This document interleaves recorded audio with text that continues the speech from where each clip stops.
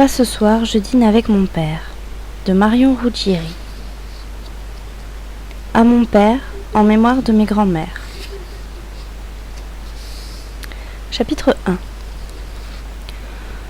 Le problème avec les parents, aujourd'hui, c'est qu'ils ne meurent jamais. Ou qu'on les aime trop. On a vraiment un air de famille, non ? Dit-il, en me regardant dans la glace. Sauf qu'il a la tête coupée en deux, un œil enfantin et l'autre pervers. Moi, je ne sais pas. Parce que je ne peux pas me voir. La seule chose que je puisse dire de lui est que contrairement à beaucoup d'hommes de son âge, il n'a pas pris en ventre ce qu'il a perdu en fesses. Cette espèce de vase conducteur révélateur qui fait que l'être humain, un jour, tourne le dos à l'amour pour manger ou jardiner. Et comme le monde est bien fait, j'ai lu quelque part que nous avions perdu nos poils de singe pour être plus érogènes et mettre un maximum de chances de survie de notre côté. C'est justement lorsqu'il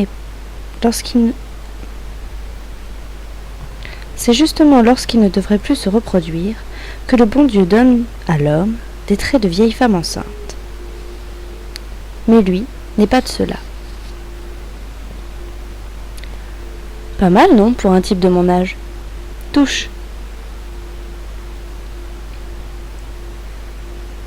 Je baisse les yeux et regarde au sol ces traces de pas mouillé qui décolorent le parquet. Il porte une serviette blanche nouée à la hâte autour de la taille.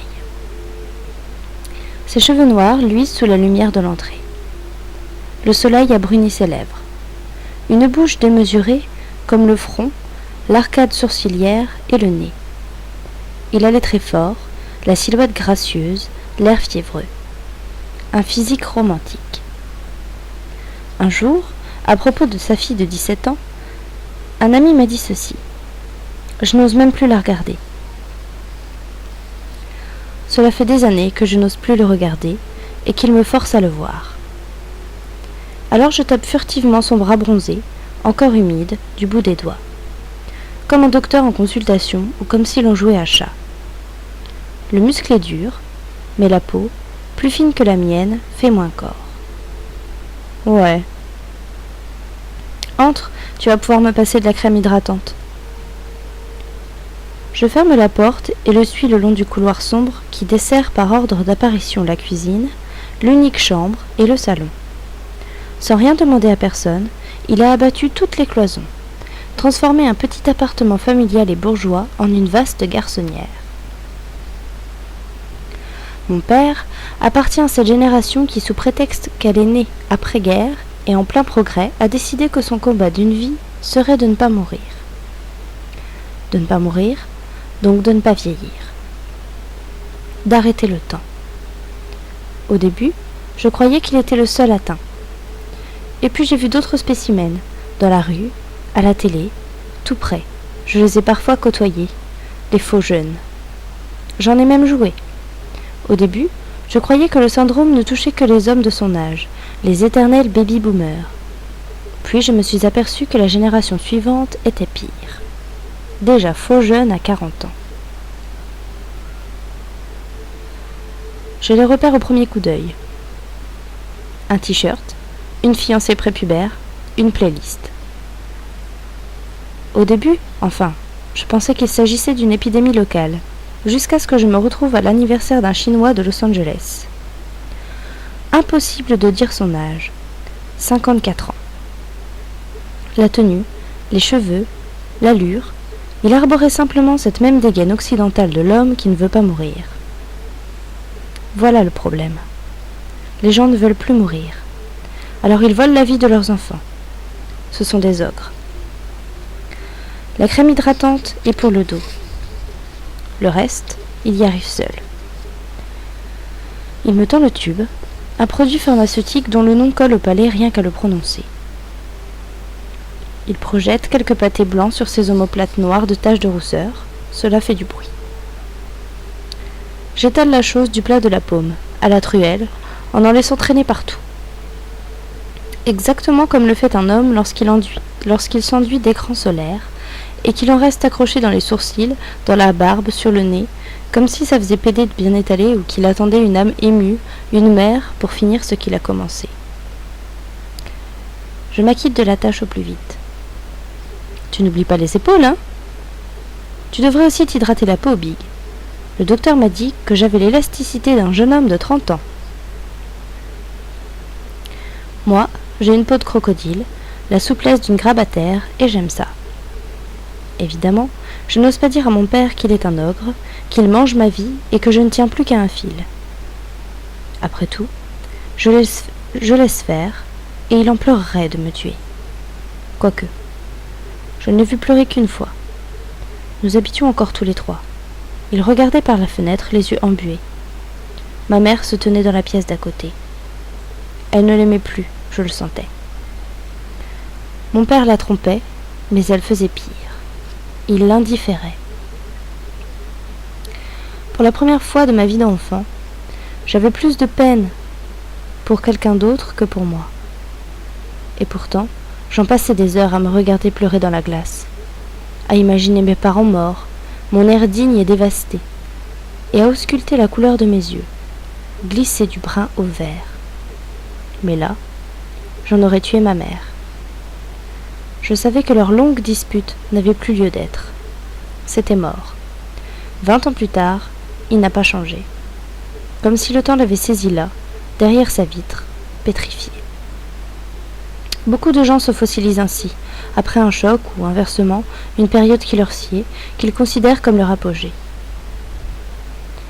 Parfois, j'aimerais qu'il perde ses cheveux, qu'il mette des pantalons en velours côtelé, qu'il écoute de la musique classique, qu'il planifie ses vacances d'été ou prenne des places pour Lucchini. J'aimerais qu'il soit comme certains pères de mes amis, qu'il ait son âge, ranger des placards, à la retraite, de l'arthrite, ou qu'il soit comme ma mère, une mère avec des jupes en dessous des genoux, de la dignité à revendre et surtout pas de sexualité. Du moins, pas à ma connaissance. Autrefois, me semble-t-il, les géniteurs, à quelques exceptions notables, se retiraient. Pas forcément de bon gré, mais bon, ils ne pouvaient pas faire autrement. Ils étaient vieux, un peu gâteux, bientôt morts. Et c'était comme ça. On les foutait dehors. Et c'était normal, parce que l'on ne peut pas être deux. On ne peut pas se superposer, c'est obscène. Quelqu'un doit s'effacer. Pour l'instant, c'est moi.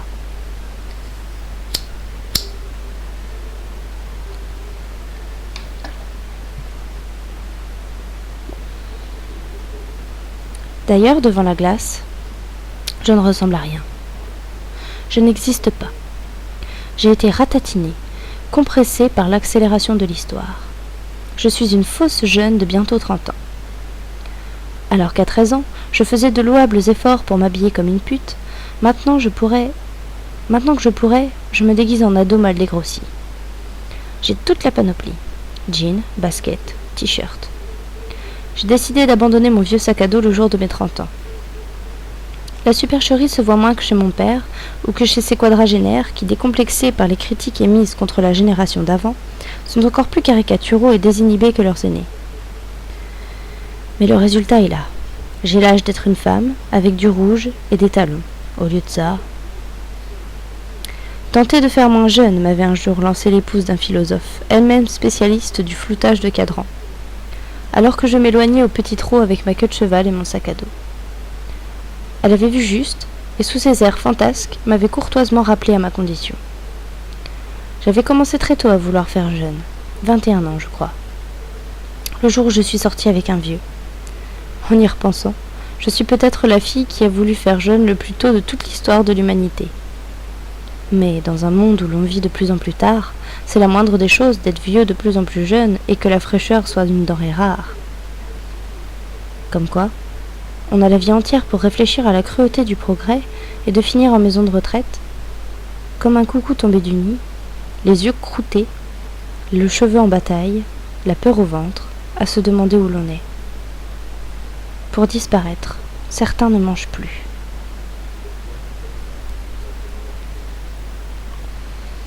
Moi, je ne bois pas, et je pourrais écrire une thèse dessus, tant cela paraît suspect. Je ne fume pas, je ne me drogue pas, Je ne me reproduis pas, je ne me maquille pas. Je suis intouchable, transparente, un pur esprit. Rien à voir avec toutes les filles qui passent par ici.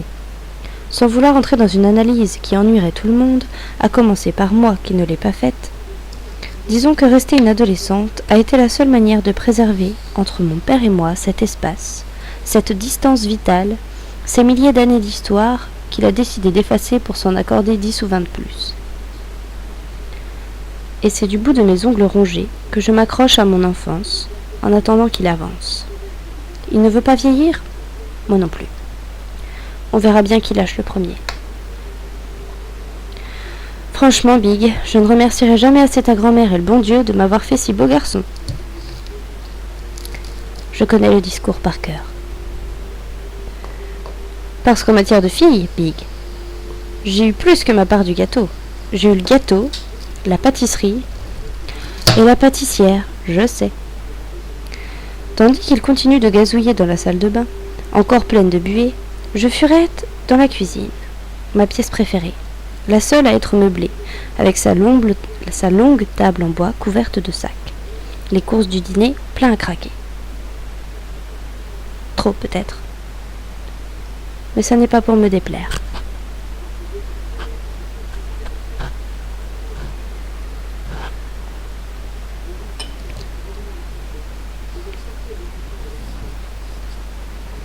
J'ai horreur des frigos vides, des repas où il n'y a pas assez à manger, des gens qui piquent dans mon assiette. Plus généralement, je n'ai aucun humour avec la nourriture et mes parents. Aujourd'hui, mon père a 55 ans, et bien qu'il ne les fasse pas, nous allons fêter ça tous les deux en amoureux. J'arrache l'extrémité de la baguette de pain, un principe, et file au salon, le crouton pendu à la bouche comme un vieux mégot. À hauteur de la chambre, je détourne le regard, trop tard pour ne pas entrevoir le lit béant qui occupe toute la pièce, la couverture à moitié par terre, les draps en vrac. Plus loin, le salon est vide ou presque. Les rares meubles, reliquats du divorce, se tiennent au garde-à-vous le long des murs vierges, entrecoupés par des piles de livres, des rangées de DVD, des journaux éventrés, une chaîne stéréo, la télé, des rideaux qui n'ont jamais été ni ouverts ni fermés, ni même détachés, et un unique canapé rouge et profond, sur lequel je ne m'assois qu'à regret. Mon père passe une première fois, sur la pointe des pieds, sa serviette autour de la taille, à la recherche du pantalon qu'il a laissé là où il l'avait sans doute enlevé, au pied du canapé. Il me sourit. Toujours aussi sexy, Big, est-ce que je vois. Puis, une deuxième fois en quête de ses chaussettes. Hé, mon Big, fais gaffe à pas trop te mettre en valeur, surtout. Puis une troisième, pour ses baskets. Non, on ne sait jamais, tu pourrais attirer les regards. Je lui rends son sourire, vaincu. Il ne porte jamais de caleçon, trop bourgeois, comme les cloisons. Quelle chemise je mets, Big? Viens voir, s'il te plaît. Non, il ne me plaît pas. Si je vais voir, il me faudra entrer dans la chambre, où se trouve le placard, ignorer le lit qui m'a fait tourner de l'œil, enjamber les draps et les oreillers, tout ça pour choisir entre une chemise blanche et une autre chemise blanche. Je reste arrimé à mon canapé, perdu dans la contemplation du mur d'un grand magasin, qui derrière les fenêtres et de l'autre côté du jardin, obstrue l'horizon. Big! Parfois, je me demande s'il le fait exprès. Je me lève avec une mauvaise grâce adolescente, traîne des pieds et tente encore de bifurquer au dernier moment sur un journal ouvert de la page faits divers qui me permettrait de changer de sujet. Big! Mais rien n'y fait. J'entre dans la pièce, ignore le lit, ce qui n'est pas chose aisée comme je l'ai dit. Et là, je n'en crois pas mes yeux. Qu'est-ce que c'est que ce truc? Au-dessus du lit trône un gigantesque crucifix. Je m'approche, mais pas de doute, c'est bien une croix avec un Christ dessus qui porte lui aussi un pagne autour des hanches. Il a la même silhouette à demi évanouie que celle de mon père, 20 ans auparavant, quand il regardait par l'embrasure de la fenêtre et qu'une douce lumière allait l'immortaliser à jamais dans mon cœur. Sauf que mon père depuis sa première communion, n'a jamais remis les pieds dans une église ou un quelconque lieu de culte autrement qu'à des fins touristiques. Lui, si prompt à enfourcher toutes les modes, a même fait l'impasse sur la vague bouddhiste et ne semble manifester aucune curiosité pour la vie après la mort, nous n'en serions pas là, préférant de loin mettre à profit celle qu'on lui a donnée. Et pourtant, il y a bien quelqu'un qui s'est hissé sur ce lit pour fixer au mur un crucifix, avec un marteau et un clou, qui plus est, deux objets impossibles à trouver dans les parages, et même dans le quartier que le grand magasin voisin, depuis que le grand magasin...